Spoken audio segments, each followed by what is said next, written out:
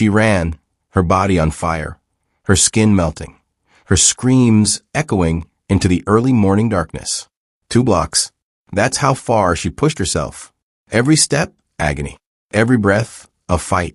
Neighbors, awakened by the sound of panic, didn't yet understand the horror that had just unfolded inside that small South Deering apartment.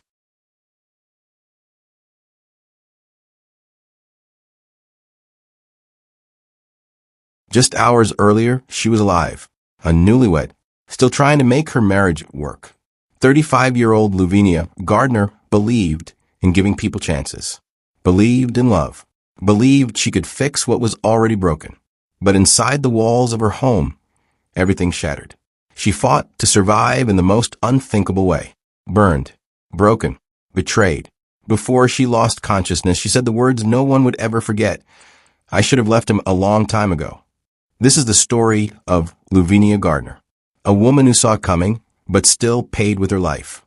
If you've ever known someone in a relationship that fell off, say it.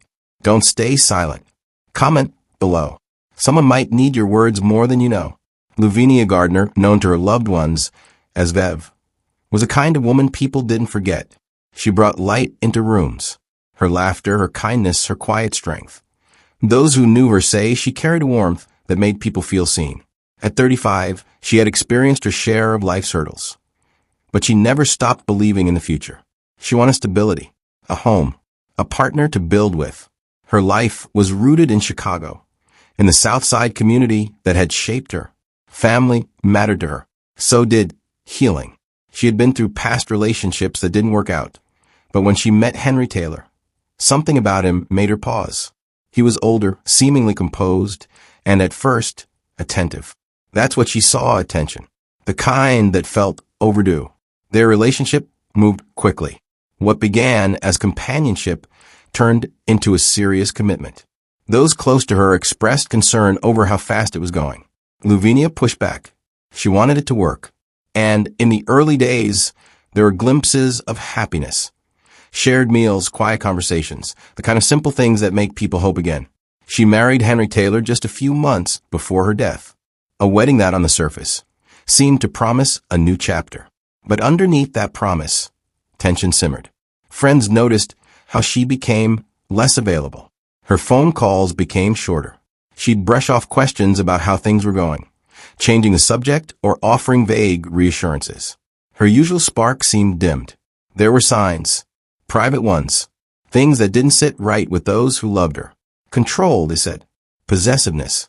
A change in her energy. But she didn't speak openly about it. Maybe she was still trying. Maybe she hoped things would settle.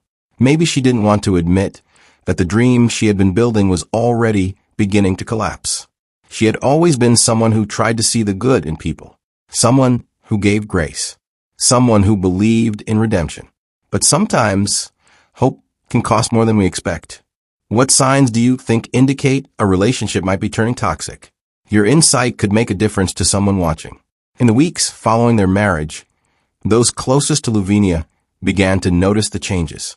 At first, they were easy to dismiss. She became harder to reach, often replying to messages hours later, or not at all. She missed family gatherings she used to love. When she did show up, she seemed distracted there, but not fully present. Henry Taylor, by contrast, seemed increasingly watchful. Friends described a man who appeared charming in public, but intense. He'd call or text frequently, even when Lavinia was out for short errands. He insisted on knowing where she was, who she was with, what time she'd be home. What began as concern quickly shifted into control. Those around her began to feel something wasn't right. A cousin recalled how Henry would speak for her, even during casual conversations, subtly steering her responses or cutting them short. A friend shared how she once invited Lavinia out for lunch, only for Lavinia to decline, saying, "Henry doesn't like it when I'm out too long." These weren't dramatic moments. They were quiet, persistent signs of something deeper. Patterns that, when viewed separately, might seem insignificant. But together, they formed a clear picture. Isolation, control, fear dressed as love. And yet Lavinia stayed. This is where many people begin to ask, why?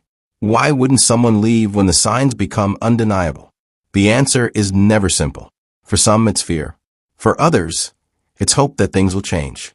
There's often shame, a feeling of failure, a belief that love should be patient, even when it hurts. Abusers often know how to apologize convincingly, how to make promises that seem sincere. The cycle of abuse can be confusing, even to those living in it. Psychologists call it trauma bonding, a powerful emotional attachment that forms in cycles of abuse. There's fear followed by kindness, cruelty followed by remorse. It becomes difficult to tell where safety ends and danger begins. In Louvenia's case, it's likely she still believed she could make it work, that Henry could change, that their marriage, still new, still fragile, deserved another chance. But behind the scenes, his behavior was growing more volatile. What began as controlling habits soon turned to aggression.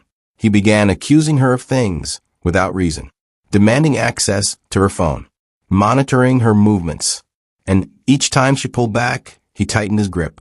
This is how abuse often builds, not in a single violent act, but through a gradual erosion of boundaries, independence, and safety. Why do you think victims of abuse often find it hard to leave? Share your perspective in the comments. Your voice could help others recognize what they're going through. It was the early morning hours of April 16th, 2021. The city of Chicago lay quiet in the haze of dawn, the South Deering neighborhood still tucked in shadows. But inside a modest apartment, something unspeakable was unfolding. Louvenia and Henry had argued that night. No one knows exactly what triggered it. Maybe it was something said. Maybe it was the weight of tension that had been building for weeks. But whatever ignited the fight, what happened next was something no one could have imagined. At some point during the argument, Henry went to retrieve a bottle of lighter fluid. It was nearly empty. He also had a barbecue-style lighter. These weren't random objects lying around. They were chosen. His actions were deliberate. He sprayed her with the fluid. The smell filled the apartment. Panic must have struck in that moment. But before Louvenia could react, he flicked the lighter. In an instant, flames erupted. She was engulfed. The pain she experienced is beyond comprehension. Skin searing. Plastic from her hair melting into her body. But in that moment of unbearable agony, she didn't collapse. She fought.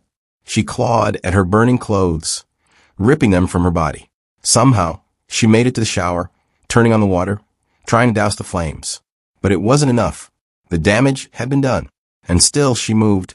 Barefoot, burned, bleeding, she ran nearly 2 blocks. Every step was a cry for help, a scream against the silence that had surrounded her suffering. She made it to the firehouse at 10458 South Hoxie Avenue. When the firefighters saw her, they were stunned into disbelief. Over 70% of her body had been scorched. Her skin had peeled away in places. She was barely recognizable, but she was still speaking. The paramedics and firefighters trying desperately to save her. She managed to say the words that would echo long after. I should have left him a long time ago. She was rushed first to Trinity Hospital, then to the University of Chicago Medical Center. Doctors did everything they could. She was put in a medically induced coma. Skin grafts were attempted. She endured weeks of suffering, held on to life for over a month. But the damage was irreversible. In that apartment, something irreversible had occurred, not just an act of violence, but the destruction of a life that had tried so hard to hold on. What would you do in such a terrifying situation? Let us know your thoughts in the comments. For some, your insight might be the light they need in a moment of darkness. Louvenia Gardner arrived at Trinity Hospital barely conscious, her body a landscape of unimaginable trauma. The medical team moved quickly, administering fluids, stabilizing her vital signs, assessing the depth of the burns that covered over 70% of her body. Her skin was charred and blistered. Her airway had likely sustained internal burns from inhaling smoke and flames. The pain, even with medication, was unbearable. Within hours, doctors made the decision to transfer her to the University of Chicago Medical Center, where she would receive advanced burn care. It was there that the true extent of her injuries became clear. She had sustained a combination of 2nd and 3rd degree burns, wounds that penetrate through layers of skin, muscle, and tissue. Her face, her arms, her legs. No part of her body was spared. She was placed in a medically induced coma to ease her suffering while the team worked around the clock to keep her alive. Each day brought a new challenge. Infection is a constant threat in burn patients, and Lavinia's immune system was in crisis. Surgeons attempted skin grafts, trying to cover exposed areas with healthy skin. What little of it remained. Machines monitored every breath, every heartbeat. Nurses rotated shifts, tending to her with quiet urgency. Family members held vigil in waiting rooms, praying for a miracle. But Lavinia had already given the world something even more powerful than survival. Her voice. In the moments after the attack, before the coma, before the silence, she told the first responders exactly what had happened. She told them who had done this to her. And more hauntingly, she shared the weight of her regret. "I should have left him a long time ago," she said, her voice raspy from trauma, her eyes swollen with pain and clarity. Those words would outlive her, even through unspeakable suffering. She had the presence of mind to speak a warning, not just for herself, but for others. Her last statements weren't just a recounting of horror. They were a message carved out in agony that begged to be heard. For over a month, her body battled infection, fluid loss, organ failure. But it became clear that the damage was too great. Her body had been pushed past its limit. On May 21st, 2021, Lavinia Gardner passed away. Her death wasn't just the end of a brutal story. It was the silencing of a woman who, until the very end, tried to survive. Her case would shake the city. It would break hearts and ignite conversations about protection, prevention, and justice. How can communities better support victims of domestic violence? Share your ideas in the comments. Let's continue the conversation Lavinia didn't get to finish. In the aftermath of the horror that claimed Lavinia Gardner's life, the wheels of justice began to turn, not with the swiftness one would hope for, but with the undeniable weight of the crime that had been committed. After the attack, Henry Taylor did not flee. He did not attempt to hide his actions or evade responsibility. Instead, he called Lavinia's family, her mother or brother, and her sister, and confessed. The words he spoke to them were chilling, confessing his actions without remorse. Later, he turned himself in to the police. Upon his surrender, Taylor was questioned by investigators, and in a videotaped confession, he admitted to the horrific act of setting his wife on fire. He told police how the argument had escalated, how in a moment of rage, he had taken the lighter fluid and sprayed it on her before flicking the lighter. The physical evidence was damning. Investigators recovered the nearly empty bottle of lighter fluid from their apartment, as well as a barbecue-style lighter. The same tools that Henry had described in his confession. The forensic evidence lined up perfectly with his account. It wasn't just a crime of passion, but a cold, calculated act of violence. The prosecution knew they had the truth, his confession, the physical evidence, and the testimony of Lavinia herself, captured in her final words to paramedics.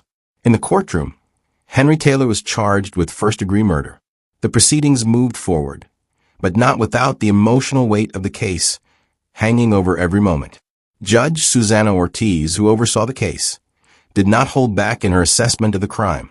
She described the murder as brutal and heinous, emphasizing the savagery of Henry's actions. His crime was not a momentary lapse in judgment, but a premeditated act of violence, an attempt to extinguish a life he had vowed to cherish. The case became a focal point for discussions about domestic violence and the lack of warning signs that might have been noticed before things escalated to such an irreversible point. People in the courtroom, as well as those following the case, were left grappling with a difficult question. How does a person become so consumed by rage that they would commit such an act? Henry Taylor's legal status remains in flux, but the charges against him are clear. He stands accused of taking a life in a way that no one should ever have to witness. As the court proceedings continue, the weight of his actions, both his confession and the devastation they caused, are felt by the community, and particularly by Lavinia's family.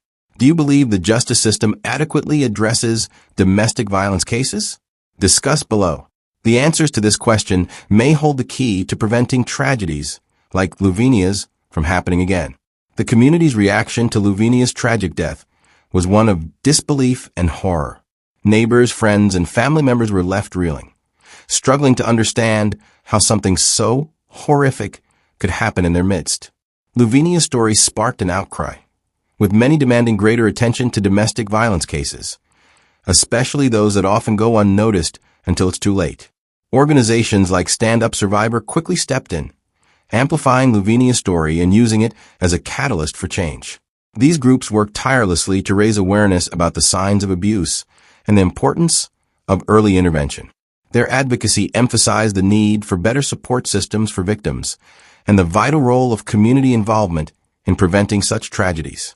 Efforts to prevent domestic violence have been ramped up, with initiatives aimed at educating the public, providing safe spaces, and offering resources for those in abusive relationships.